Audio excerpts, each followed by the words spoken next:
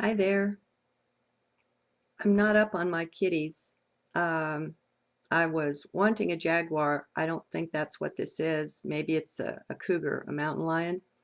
But anyway, I was thinking of the kind of shamanic aspect of the jaguar.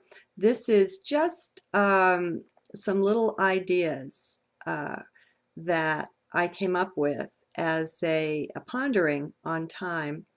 I watched, I'll give you a link to it, a show called Wormhole, Does Time Really Exist? And it was just general ideas on time. I share some of them and some of them I don't. But anyway, here's what I wrote. Space and time, per Einstein, are really the same thing, and it's four-dimensional. Now, I don't know what to make of the four-dimensional thing. Some people say time is the fourth dimension. I don't quite see it that way because to me, space and time are two different angles on the same thing. Now, of course, I could be wrong, my friends, but this is how I see it at this point, which isn't to say I really understand it very deeply either. So here's a thought though. Now, first of all, get into heart with this because your mind is not going to go along with any of it. That's my prediction. Um, okay, so both seem very linear. Space and time both seem linear. You have to go through all that's between points A and B to get from point A to point B. On the clock, you have to go through all the minutes between to get from 1 hour to the next. That's what I mean by linear. This seems logical by the current way that most of us understand time. Let me reach over here and get the mouse. But wait, let's say we go from home to the store, a point A to a point B. This takes a certain amount of time as well. Now, when we return home, we reverse the trip going from B back to A.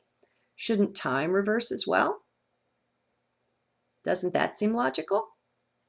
Do consider, in a very real way, we are going backward in time. We are returning to where we have been, the past.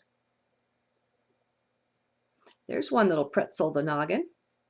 Now, don't extrapolate it out from there. Just stick with this little piece. Chew it, play with it, see how it feels. In a very real way, we did go back in time, back to where we had been. So just make space for that. Don't try to make it fit logically into something bigger than it is.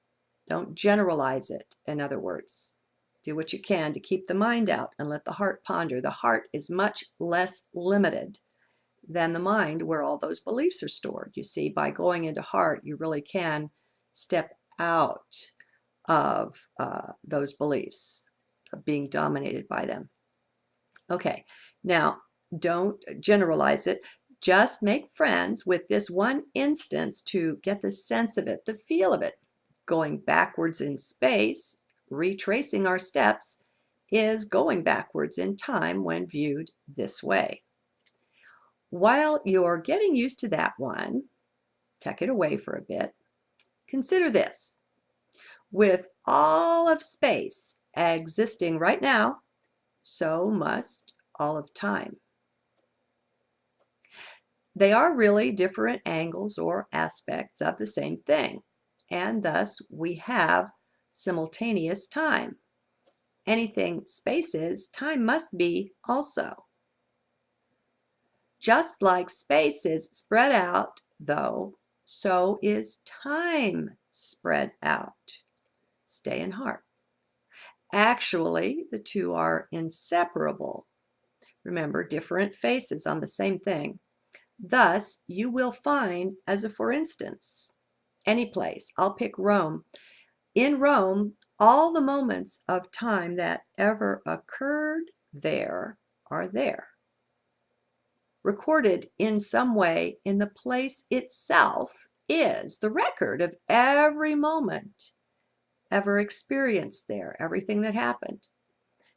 And to psychics or those whose chakras may be opening, this is accessible. The old records are there. People often have reincarnation memories attached to a place. Now, so are the future moments, the future memories, if we but knew how to connect with them. I think the first way is to make space in our beliefs that such a thing would be possible. Now, just like things are attached to places in this way, we too have a personal set of time-space records attached to us. Wherever you have ever been and when you were there is likewise recorded in you. Get flexible on your self-definition now, spread it out a bit. Consider any place you have ever been, you are there still. You left a record there that's connected with you. You are there still in that time space. And this is accessible both through you and through that time space too. So in this way, you are smeared out over time space, but very precisely. It's not random or sloppy at all. Your precise journeying through this life, and the other ones too, but let's stick with this one, is kept in a very neat record, and all exists now. Just as all the history, past and future, of Rome or London or anywhere exists in that place eternally, even when there's not a city there anymore, the records will remain in that geographical space.